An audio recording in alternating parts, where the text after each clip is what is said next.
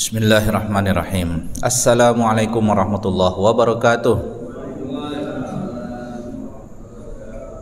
Innal hamdalillah nahmaduhu wa nasta'inuhu wa nastaghfiruh wa na'udzu billahi min syururi anfusina wa min sayyiati a'malina. May yahdihillahu fala mudilla lahu wa may yudlilhu fala hadiya lahu.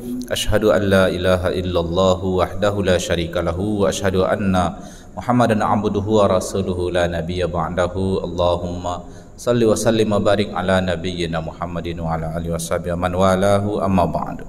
Jamaah salat maghrib sekalian, kita pada ahad yang kedua. Sekarang ini fokus pada kajian tadabbur ayat Al-Quran dari surat An-Nisa. 2 bulan yang lalu kita membahas ayat dari 29 yang kontennya di situ adalah larangan memakan harta dengan cara perpindahan harta antar sesama orang itu dengan cara batil itu haram. Dan perpindahan harta itu ada yang dengan cara akad, ada yang tidak pakai akad. Ini ada perpindahan yang caranya halal, ada yang haram. Yang dilarang itu yang haram. Dan sudah kita bahas juga satu pertemuan khusus terkait apa hakikat riba. Pada saat itu kita bahas tuntas bagaimana bagian ekonomi bank syariah dan bank konvensional itu berbeda, karena salah satu akad bank konvensional itu menggunakan akad riba. Sudah kita jelaskan juga itu 2 bulan yang lalu. Nah, ini sekarang kita melanjutkan ayat-ayat ke berikutnya, pelajaran-pelajaran yang akan kita petik dari ayat-ayat ini. Review sekilas perintah ayat 29-30 supaya nyambung pembicaraannya. Ayat 29 Allah Subhanahu wa taala memerintahkan orang yang beriman, kita-kita inilah umat Nabi Muhammad ini, disuruh ngapain? Dilarang ngapain? Dilarang makan harta sesama kalian dengan cara batil. Nah, perpindahan harta itu harus halal. Kalau katanya dikasih, dikasih. Kalau katanya ngutang, ya ngutang. Kalau katanya minjam, ya minjam. Kalau katanya wakaf, ya wakaf. Kalau katanya sedekah, ya sedekah. Jadi kalau katanya upah, ya upah. Kalau jual beli, jual beli. Nah, tapi kalau ada juga akad yang tidak dibenarkan, seperti katanya uang terima kasih tapi maksud dibaliknya nyogok, itu nggak benar tuh, ya. Mempengaruhi keputusan, ya. Ini aset publik, gaji dia sudah jelas, diambilnya pula dari aset publik, diolahnya laporan, bohong dia, gaji dia udah jelas, bonus dia dari negara sudah jelas, tunjangan dia sudah jelas, anggarannya sudah jelas, anggaran daerah itu dikerjain sama dia, laporannya, katanya ada proyek padahal tidak ada proyek, masuk ke kantong dia. Nggak benar itu, nggak benar perpindahan harta itu, batil dia.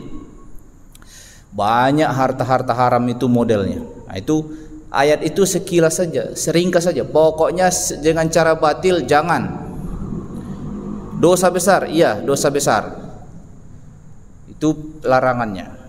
Dan paling banyak juga memang yang paling lambat nanti di pengadilan di akhirat. Kita kan akan di pengadilan nih nanti di akhirat ya. Yang paling lambat pemeriksaan kita itu soal harta, ya. Jadi jangan bayangkan gak ada pemeriksaan, ada pemeriksaan. Kalau melihat pemeriksaan orang sebagai terpidana terdakwa di KPK, keringatan orang tuh baru di dunia itu, belum seluruhnya diperiksa, itu baru urusan yang terkait jabatannya dan laporan proyek yang terindikasi korupsi, belum semuanya. Itu aja udah keringatan dia, ya. Ada yang jatuh sakit lalu mati di penjara, banyak. Itu baru di dunia. Kita suami diperiksa istrinya, jadi dia udah marah, dia udah ngamuk dia, belum lagi yang lain. Kita kan diperiksa semua nanti di akhirat, diperiksa semua. Dan itu yang paling membuat orang itu terhormat atau hina, itu nanti pada saat diperiksa keuangannya. Diperiksa hartanya maksudnya. Di mana? Di akhirat. Makanya petunjuknya di ayat 29, jangan makan harta sama kalian dengan cara batil. Kalau berniaga, transaksi bisnis yang halal, ada aturannya. Belajarlah, pelajarilah. Usahanya bisnis, usahanya jasa, usahanya trading, pelajari hukum-hukumnya supaya jelas pendapatannya halal. Bisnis, akadnya ada jual beli, akad sewa, beli barang, jual, ambil untung, silahkan. Jangan di bawah tekanan orang itu bertransaksi. Terus larangan di ayat 29, jangan sampai menghilangkan nyawa orang. Dosa besar juga. Jadi dosa besar di ayat 29 surat An-Nisa itu disebut dua, memakan harta dengan cara batil dan menghilangkan nyawa orang lain dengan maksud kejahatan, kezaliman. Dan masih banyak dosa besar yang lain. Dia 29 itu yang disebutnya. Kalau ada dari hamba Allah nih, kita yang beriman nih, melakukan pelanggaran itu, di ayat 30 diberitakan, wa may yaf'al dzalika 'udwanan wa zulman fasawfa nuslihi nara. Orang yang melakukan pelanggaran tadi termasuk menghilangkan nyawa orang lain untuk maksud melanggar hukum dia, untuk maksud kezaliman dia, kecuali kalau mengeksekusi mati orang yang terpidana mati, enggak dosa. Ada orang terpidana mati, geregu tembaknya itu dosa enggak? Enggak.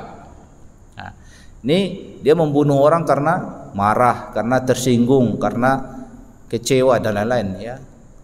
Itu menghilangkan nyawa orang. Enggak ada alasan yang cukup, enggak ada alasan yang bisa diterima untuk menghilangkan nyawa orang lain itu kan. Kalau dia melakukan itu mati tak taubat, fasaufa nuslihi naran. Habis mati nih, nanti ada ronde kedua kehidupan, dibakarlah dia itu. Itu berita Al-Qur'an nih. Nuslihi naran, kami masukkan ke dalam api neraka. Dan itu enggak rumit bagi Allah, enggak berat bagi Allah. Wa kana dzalika 'ala Allah yasira. Ringan bagi Allah itu. Siapalah kau di hadapan Allah. Kalau Allah mau menghukum, dihukumnya. Kalau mau dibakarnya. Sadis, yang ngerilah. Siapa yang akan menyalahkan Allah? Emang Allah itu ada yang mengaturnya sehingga Allah bisa disalah-salahkan? Siapa pula di atas Allah? Kalau dia kata dalam ayat ini akan dimasukkannya ke jurang api, dibakar dia itu hak dia. Itu cuma kitanya mau enggak? Mau begitu? Siap enggak? Enggak, ya udah, hindari larangan tadi. Ayat 31. Tajtanibu kaba'ira ma tunhauna anhu nukaffir ankum sayiatikum wa nudkhilkum madkhalan karima. Tak ada orang tak berdosa, pasti ada dosanya, tapi paling tidak janganlah melakukan dosa besar. Kita ini tak ada yang bersih dari dosa.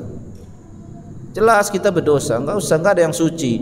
Mau dia siapapun enggak ada yang suci. Terbebas dari dosa itu enggak ada.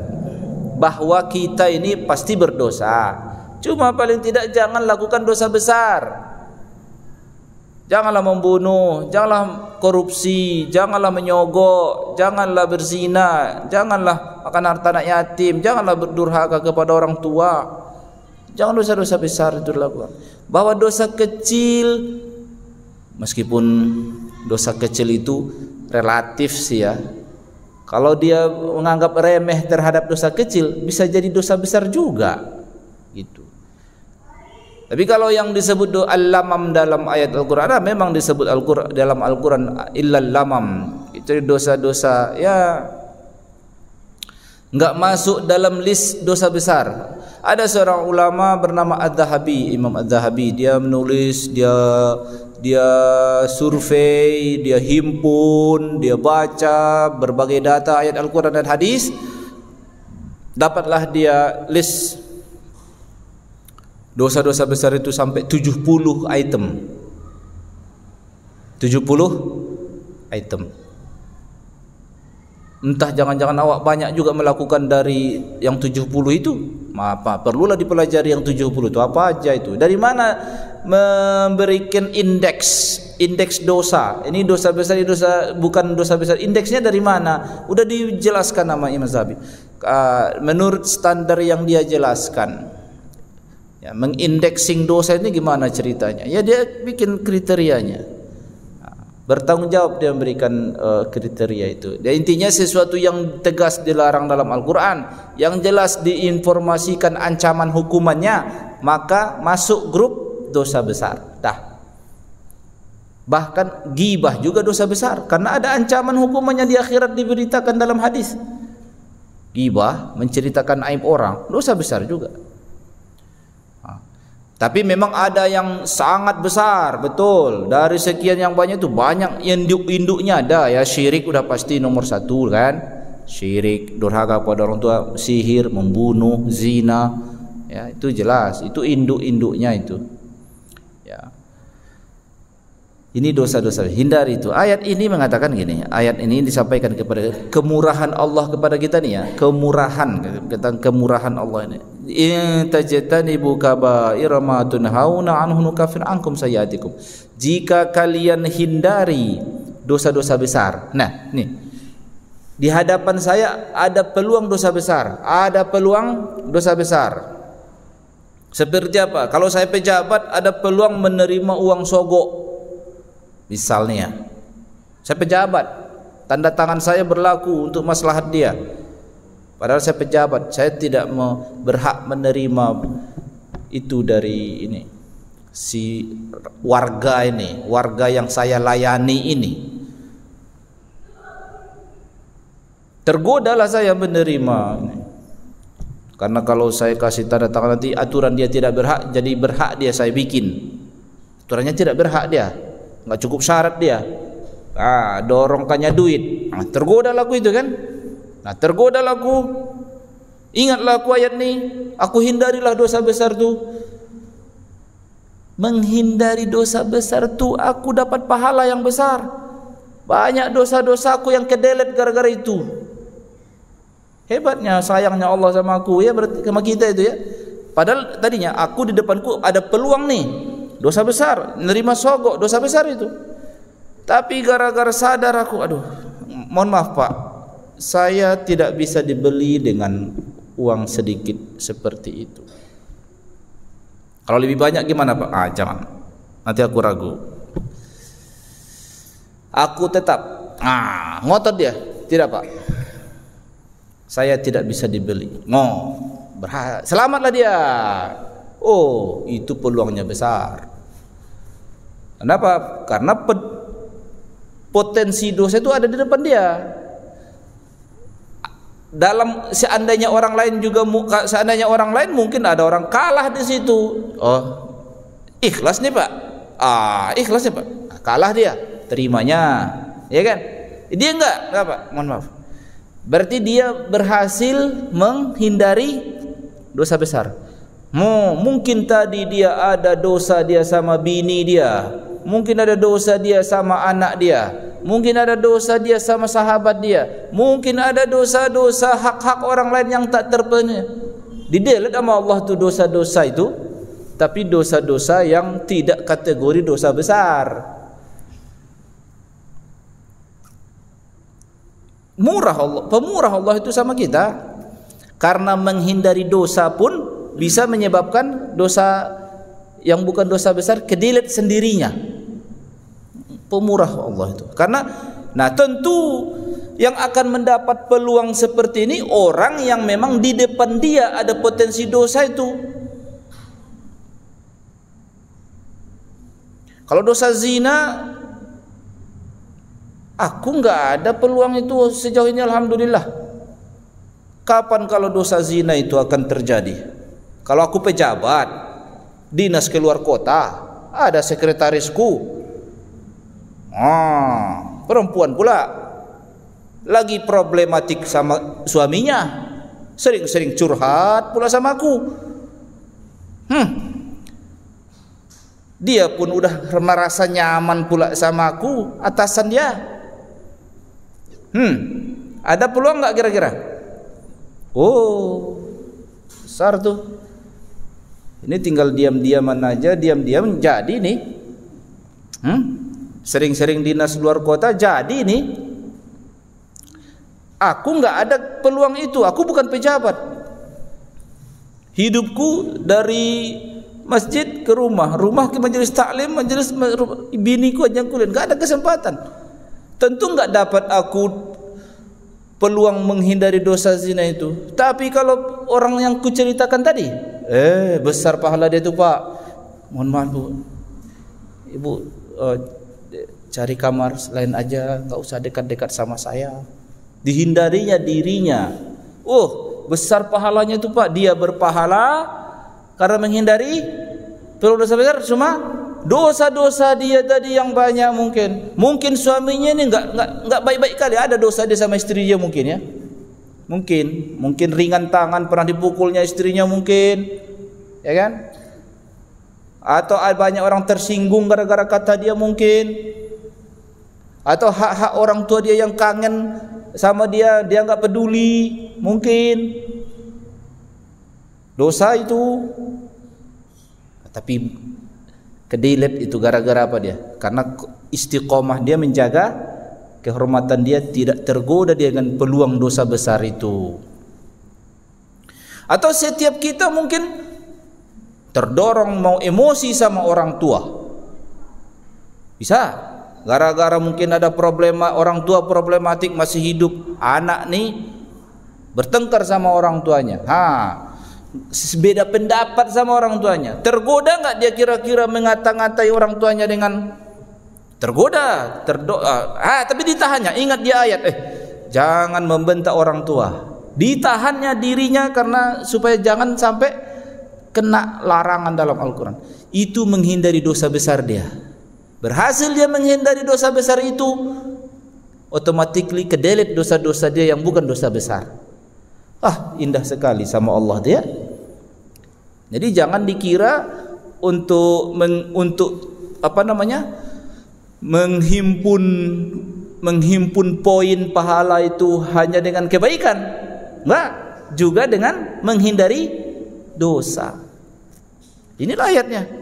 Tajtanibu kaba'ira ma tunhauna anhu nukaffir ankum sayyi'atikum wa nudkhilkum mudkhalan karima. Dan kami masukkan kalian ke dalam surga. Ada hadis 7 grup yang bakal mendapatkan tenda di akhirat. Sementara orang lain enggak dapat tenda, dia dapat tenda yang 7 grup nih. Imam adil, ya kan? Seorang pemuda yang tumbuh dalam kesalehan, orang yang hatinya terpaut ke masjid. Dan ada yang menarik, saya langsung saja. Seorang laki-laki muda mendapatkan kesempatan dari perempuan muda untuk berzina, dan perempuan itu berkata kepadanya, lakukanlah. Bukan diperkosa, lakukanlah. Udah nyaman perempuan itu sama dia, terus sadar dia, inni akhafullah, aku takut sama Allah. Masuk dia, mulia dia, karena ini udah jarak dekat nih udah. Tapi ingat dia, inni akhafullah, tinggalkannya, lari dia. Ada kisah hadis itu kan, umat sebelum kamu, seorang anak muda, dia pernah suka sama anak paman dia, ditolak. Habis itu jadi orang sukses dia. Datang perempuan yang dulu menolak dia, udah pasrah saja, pokoknya apa kata abang lah. Tergoda dia, udah masuk perangkap, tapi selamat dia. Inni akhafullah, kata dia. Itu namanya konteksnya apa? Menghindari dosa. Jadi nggak mungkin semua kita didapat peluang ini kalau nggak ada peluangnya. Jadi kalau pejabat, apa pula peluang dosa dia? Korupsi. Bisa dia dihindari, dapat dia. Anak ke orang tua dosa durhaka, dihindarinya. Dosa apa lagi? Dosa berkhianat dalam perjanjian. Pengen rasanya enggak menepati janji nih, perjanjian ini mau dilanggar. Itu banyak peluang. Hindari dosa. Dosa transaksi yang haram dan lain-lain. kemurahan Allah kepada. Jadi tentu yang terus kalau dosa besar ni udah terlanjur, gimana dong menghapusnya? Kalau memang terjadi dia nggak bisa dihindarinya, jatuh juga dia ke jurang dosa itu, apa dong solusinya? Segera taubat. Nggak ada kata tunda. Segera taubat. Taubat nasuha. 4 rukun taubatnya. 4 rukun taubat itu. Salah satu tak terlakukan maka enggak taubat namanya. Harus dilakukan yang 4. Menyesal 1. Itu yang pertama, menyesal dia. Kenapa dia bisa menyesal? Karena dia tahu itu dosa. Karena dia tahu dia hina. Jadi menyesal itu harus. Kalau enggak ada rasa penyesalan di hatinya, itu enggak taubat namanya. Makanya dalam dikatakan miftahut taubati an-nadamatu. Kunci taubat itu adalah menyesal. Itu rukun pertama. Rukun kedua, tidak melakukan lagi. Dah, aku melakukan lagi. Rukun ketiga, tadi kan meninggalkan. Ketiga, bertekad tidak akan melakukan nanti. Dia berhenti dari dosa dia, itu rukun kedua. Berhenti, itu rukun kedua. Rukun ketiga, ada tekad yang benar di hati dia. Saya enggak bakal lakukan itu lagi. Saya enggak bakal lakukan itu lagi. Bertekad dia. Rukun keempat, malu dia sama Allah. Jadi dia malu sama Allah supaya berbeda orang meninggalkan dosa karena enggak ada kesempatan. Beda itu. Dia enggak melakukan dosa lagi. Kenapa? Enggak ada kesempatannya. Kalau seandainya ada kesempatannya dia masih melakukan, itu enggak taubat dia. Jadi malu itu rukun yang keempat. Kalau dilakukannya itu, taubatlah dia namanya itu. Taubatlah dia namanya. Allah terima janji Allah itu. Enggak usah, jangan pula dia berpikir kayaknya aku udah hina banget ya. Aku kayaknya enggak akan diampuni Tuhan. Dosa pula dia dengan pikiran itu.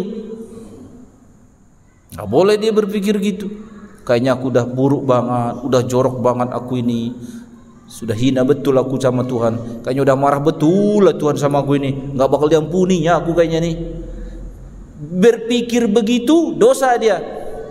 Karena dia menganggap Tuhan tidak Maha Pengampun. Sementara Allah berkali-kali dalam Al-Quran mengatakan Allah Maha Pengampun. Lalu dia berpikir Allah tak pengampun. Dosa dia pikirannya. Tak boleh ke gitu. Salah paham dia tentang Tuhan. Itu ayat 31. Ayat 32.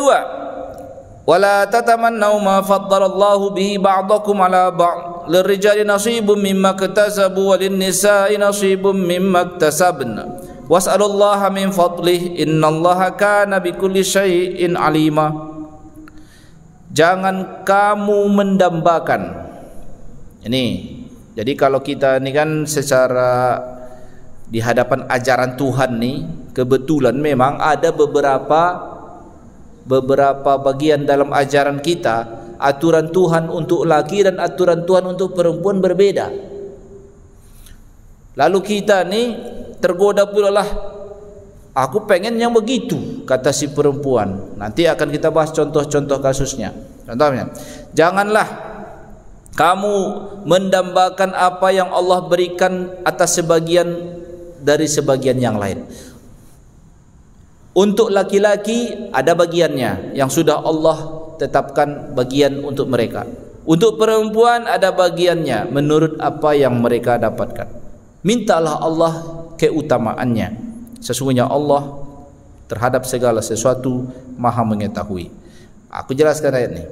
Ayat ini menjadi pelajaran. Contoh kasusnya yang gampang nih ya. Contoh kasus yang gampang nih urusan warisan. Urusan warisan. Ayat ini bilang, janganlah seseorang di antara kamu mendambakan apa yang Allah tetapkan bagi orang lain. Contoh bagi laki dan perempuan dalam warisan. Jatah laki-laki dibanding perempuan itu aturan Tuhan. Laki-laki rasionya kan 2:1. Lalu ayat ini menegur perempuan misalnya, hei perempuan muslimah umat Nabi Muhammad, janganlah kau berfikir andailah Allah tetapkan untuk aku sama seperti jatah buat laki-laki. Nah itu, jangan kamu mendambakan di luar ketetapan Tuhan. Jadi kalau Allah tetapkan bagi laki itu 1 banding 1, 1 banding 2 dengan perempuan, jatah 2 banding 1 bagi laki-laki lebih banyak daripada perempuan, janganlah kamu protes itu sama Tuhan. Berarti dari sejak pikiran pun sudah diatur kita. Jangan pernah kau terpikir itu sebagai bentuk kepatuhanmu kepada Allah. Kalau Allah sudah aturkan seperti itu, jatah laki 2 kali jatah perempuan, jangan kau pikirkan lebih dari situ. Terus apa lagi? Kalau kita laki-laki ini apa pula yang kita ingin dapat? Kalau Allah tetapkan bahwa al-jannatu tahta aqdamil ummahat, hak ibu, hak perempuan dari anaknya untuk diperlakukan. Kan ada hadis yang mengatakan, ya Rasulullah, kepada siapa aku berbuat baik? Kata Rasul, ibumu. Terus kepada siapa lagi? Ibumu. Terus kepada siapa lagi? Ibumu. Terus kepada siapa lagi? Baru bapakmu. Jangan pula kita berpikir, aku pengen nomor satukan pula dari sebagai ayah nih. Karena syariah sudah menyatakan hak untuk diperlakukan yang itu ibu dulu nomor 1, baru bapaknya. Jangan pula terbalik dia, samalah haknya. Aku kan bapak, kalau tak ada bapak tak ada kau. Tak usah, udahlah, ikuti saja data hadis itu dah. Ya sudah.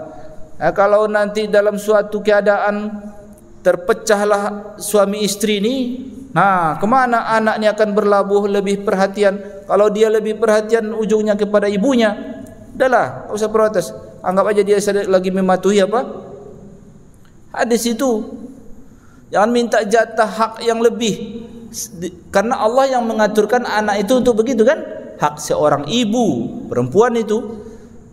Nah, ini ketentuan-ketentuan yang sudah dari syariat. Banyak ketentuan-ketentuan syariat ini. Apalagi contohnya perempuan dalam pernikahan, hak menceraikan tu laki-laki punya, perempuan enggak punya hak itu. Janganlah perempuan ngotot pula, aku pengen hak itu jugalah. Kenapa cuma laki-laki yang bisa menceraikan? Aku pengen perempuan juga bisa menceraikan. Dia minta haknya. Dari pikiran pun enggak boleh dia berpikir begitu. Sebagai bentuk kepatuhan dia kepada Allah. Kita ini hamba Allah. Jangan lupa poin itu. Kita ada aturan, ya. Jadi yang mengatur diri kita ini bukan keinginan kita. Sebagai konsekuensi hamba Allah itu inilah, tunduk kepada teks. Teksnya 2, teks Al-Quran, teks hadis.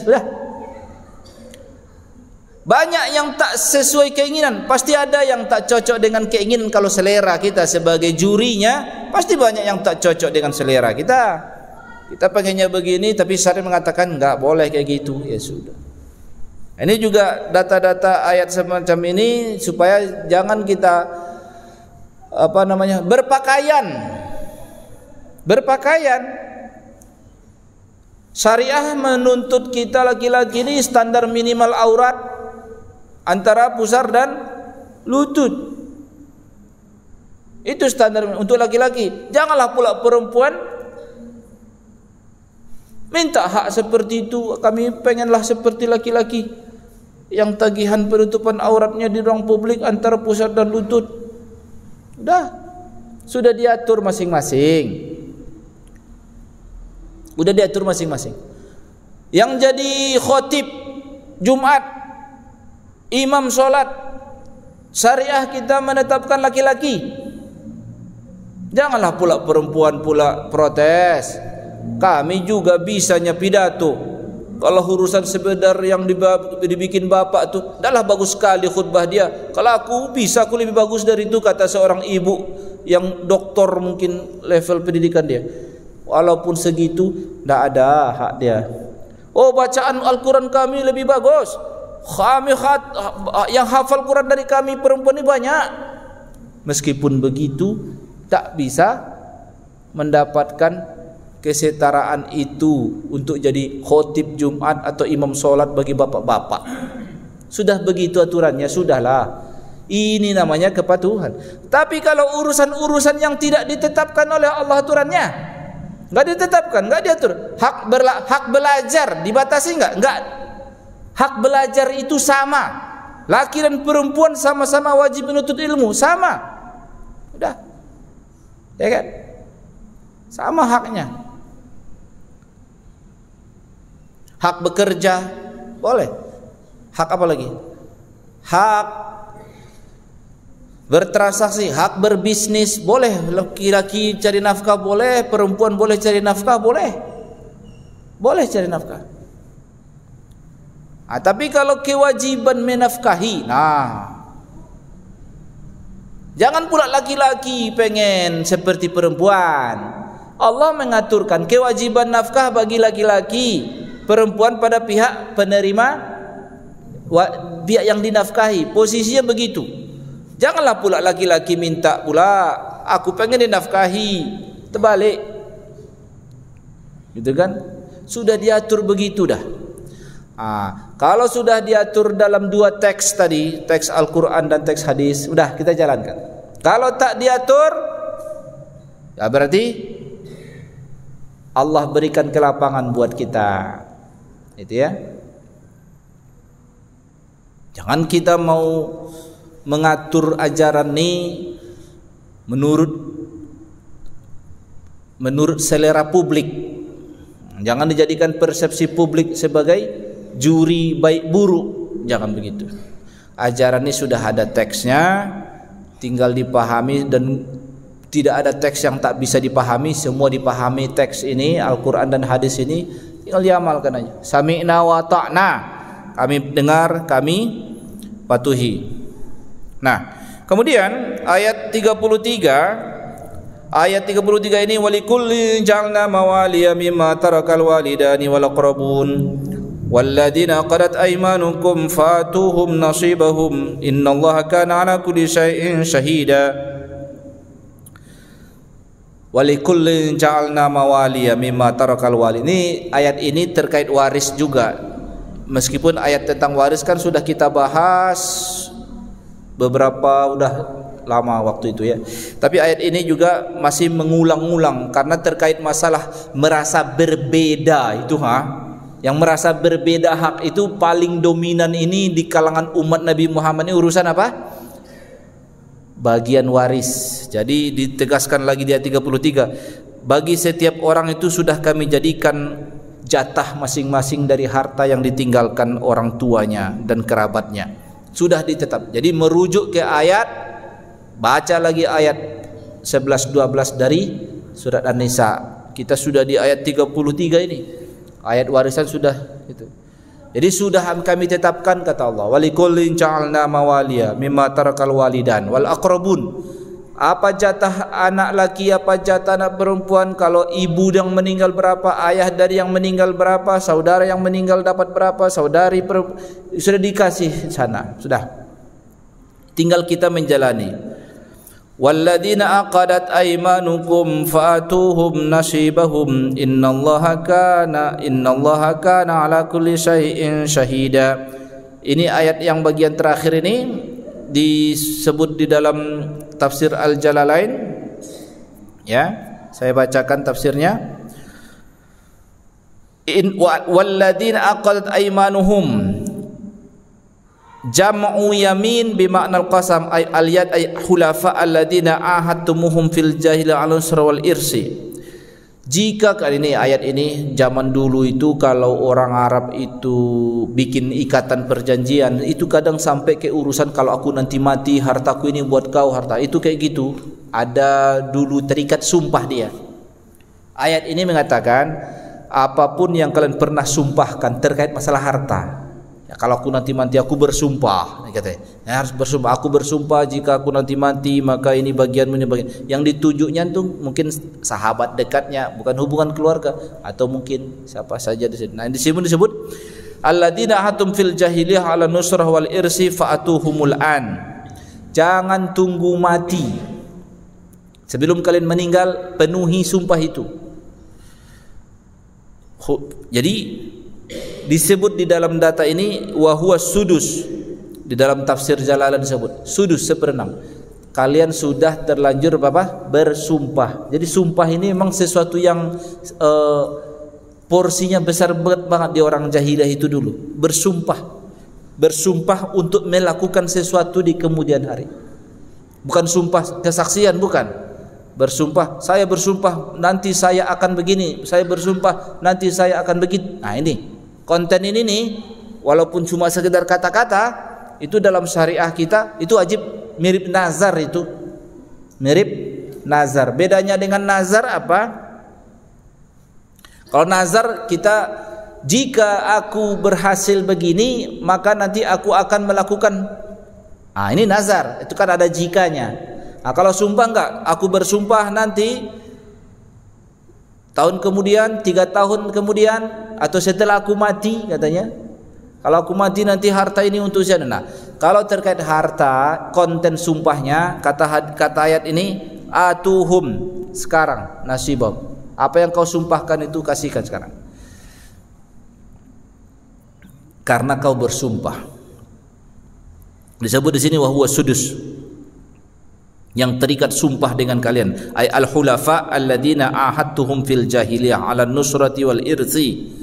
Kalau seandainya terkait dalam data itu, data sumpah. Nah, makanya yang sering ditanyakan masyarakat itu begini, Pak. Ustadz, bapak itu dulu sebelum meninggal pernah dia bilang, nanti bapak tuh pengen membangun musola di sini, aku nanti. Belum sampai tercapai mati dia. Sering itu ditanyakan orang ke aku. Itu gimana tuh Ustaz? Maksudnya apa itu? Sumpah bukan? Kalau dia bilang, aku nanti pengen aja nih. Nanti kalau panjang umrahku yang bangun nanti di sana, katanya. Ya udah, mati pula bapak tuh. Datanglah orang kampung tuh. Dulu bapak tuh pernah loh ngomong kayak gini, dia bakal membantu bangun musola itu. Itu gimana itu? Utang nggak itu gitu? Nah, ini yang sering ditanya. Jadi utang nggak itu gitu? Jawabannya, setiap orang bersumpah itu ada saksinya. Ya, 2 saksi. Kalau kontennya dia berwasiat, maka harus ada 2 saksi. Kalau nggak ada 2 saksi, Pak, ahli warisnya berhak tidak meneruskan. Karena ketika bapak ini meninggal, walaupun dia bilang berjanji, nggak ada cukup 2 saksi, nggak dosa ahli waris tidak mengabulkannya. Karena harta itu sudah menjadi hak siapa? Hak ahli waris. Yang meninggal sudah selesai dia. Makanya kalau ingin melindungi hak orang lain, ya, atau bakal yang berhak dia di situ, lindungi hak itu dengan cara apa? Pakai 2 saksi atau paling tidak tulis. Nah, kalau cuma cerita gitu doang, nggak bisa, Pak. Dan bapak juga nggak usah terlalu banyak janji, ya kan? Nggak usah terlalu banyak janji. Kalau cuma menyenangkan hati orang aja supaya berharap, padahal dia juga nggak sebesar itu niat dia, tekad dia. Itu namanya PHP, pemberi harapan palsu, nggak baik gitu. Nah, jadi kalau urusan seperti sumpah, kecuali wasiat jelas tunaikan kalau dia mati, ya kan? Kalau dia bagi sebelum mati, ya itu hibah namanya, udah selesai. Jangan. Tapi kalau sudah mati selesai, udah tinggal data dan bukti dan saksi yang bekerja di situ. Nah, ada yang mau ditanyakan? Sampai ayat 33 kita. Kalau mau ditanyakan? Ya, Pak Ustaz. Masya Allah. Waalaikumsalam warahmatullahi.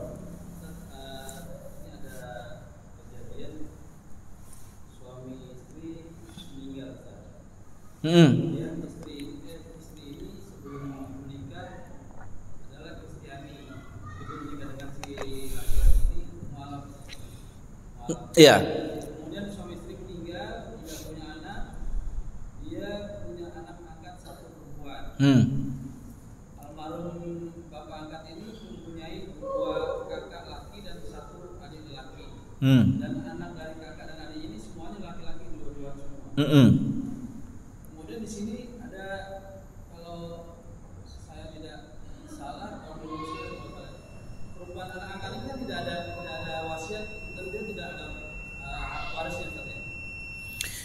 seorang yang meninggal tak ada anak, tak ada orang tua, saudara laki-laki dia itu jadi calon ahli waris, dan perempuan saudara perempuan juga. Nah, terus dari saudara laki-laki ini bersepakat untuk membagi ke anak angkat, tapi bersepakat juga ini membagi harta dari peninggalan almarhum kakaknya ini kepada saudara kandung dari ibunya, tapi non muslim itu bagaimana? oh, yang bersepakat ini ahli waris ya. Ahli waris terserah mereka lah. Terserah mereka. Ahli waris itu punya hak. Yang nggak boleh itu yang bersepakat yang tidak punya hak. Yang bersepakat yang berhak itu namanya takharuj, merelakan haknya. Ya, boleh ya. Insyaallah. Walaupun non muslim, ya. Hibah jadinya. Penerima waris menghibahkan harta dia, hak dia pula kan? Alhamdulillah. Baik. Kita sudahi dengan kafaratul majlis. Subhanakallahumma bihamdika asyhadu an la ilaha illa anta astaghfiruka wa atubu ilaik. Assalamualaikum warahmatullahi wabarakatuh.